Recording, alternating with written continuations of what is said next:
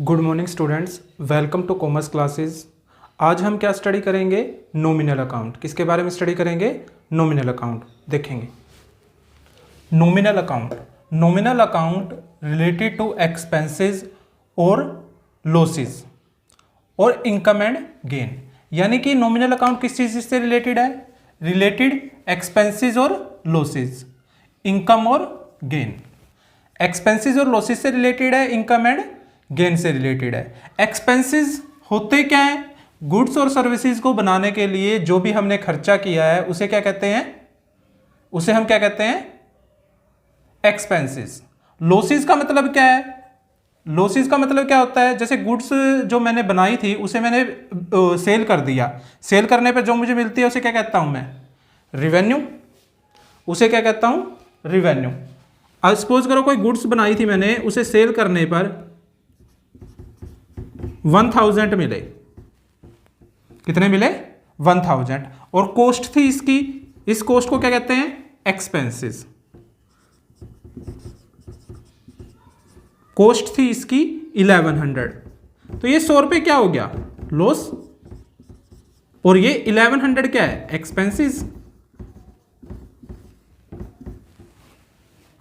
क्या है? Expenses. Loss कितने का हो गया? 100 का। अब वो क्या कह रहा है? और इनकम और गेन।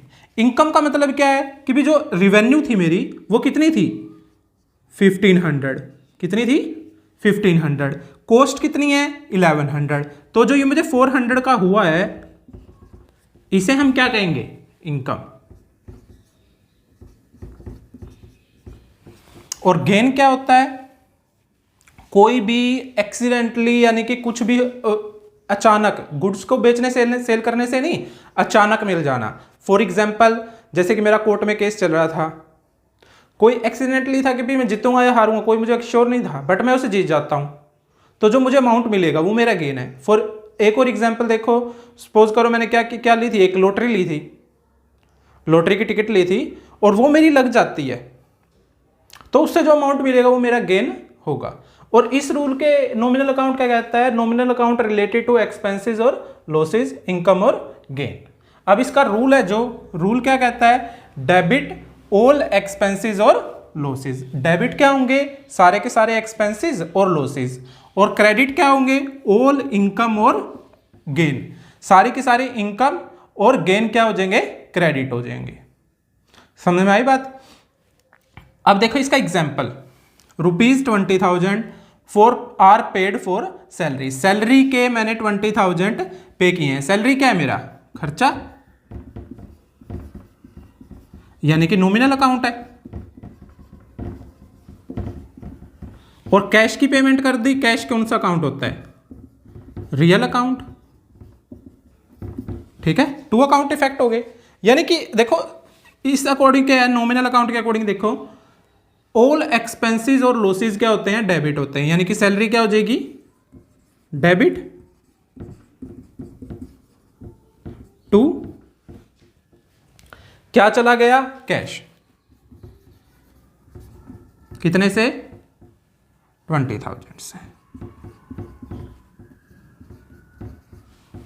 ठीक है, मैंने एक और एग्जांपल लिया, सेकंड एग्जांपल, रिसीव्ड कमीशन 500। मैंने कितने का कमीशन रिसीव किया? 500 का कमीशन रिसीव किया है। कमीशन मेरा क्या है? Nominal account. और 500 क्या है? कैश।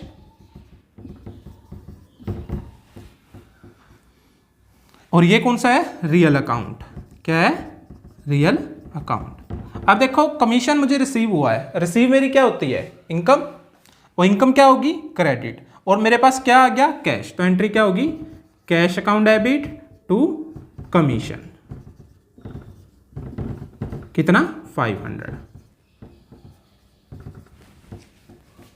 एक और एग्जांपल लिया,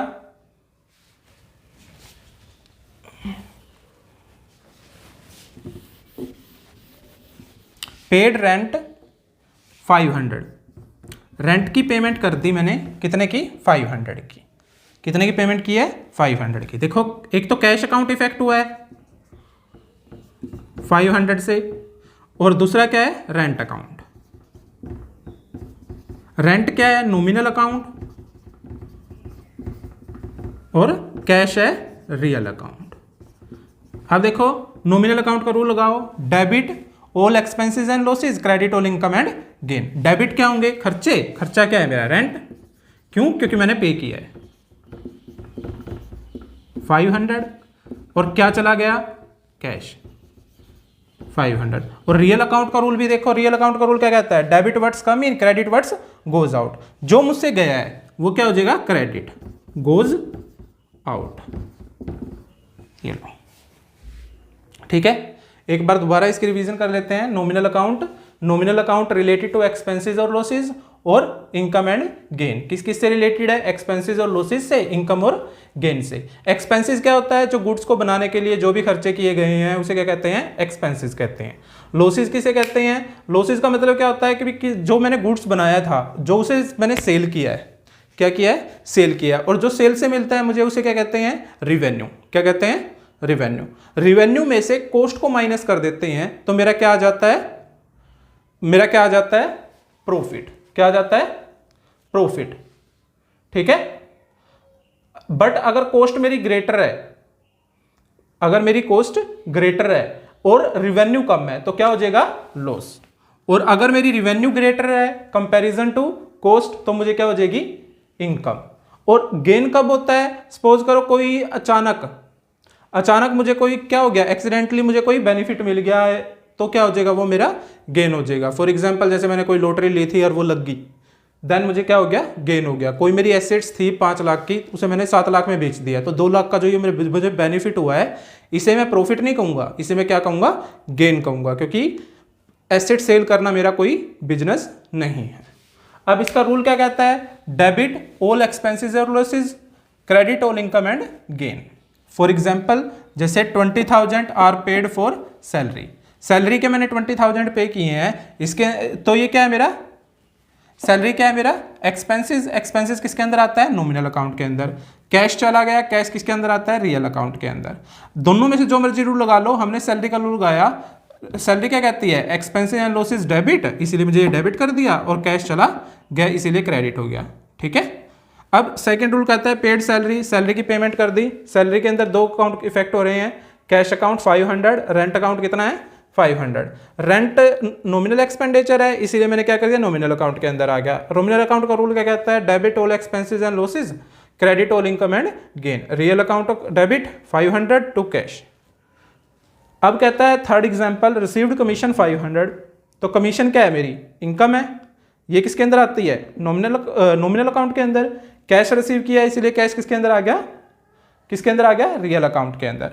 अब अकॉर्डिंग टू रूल क्या है, कैश मेरे पास आया है, डेबिट वर्ड्स कम इन 500, और कमीशन के थ्रू आया है। कमीशन क्या है मेरी, इनकम। इनकम ऑलवेज रूल के अकॉर्डिंग क्या होती है, क्रेडिट होती है, ठीक है। ये हो गया हमारा नॉमिनल अकाउंट। आज का जो टॉपिक था वो कंप्लीट हुआ। Thank you, have a nice day. अगर आपको वीडियो अच्छी लगे तो इस पे शेयर करना, कमेंट करना, और अगर वीडियो अच्छी ना भी लगे तो भी ज़रूर बताना। Thank you, have a nice day.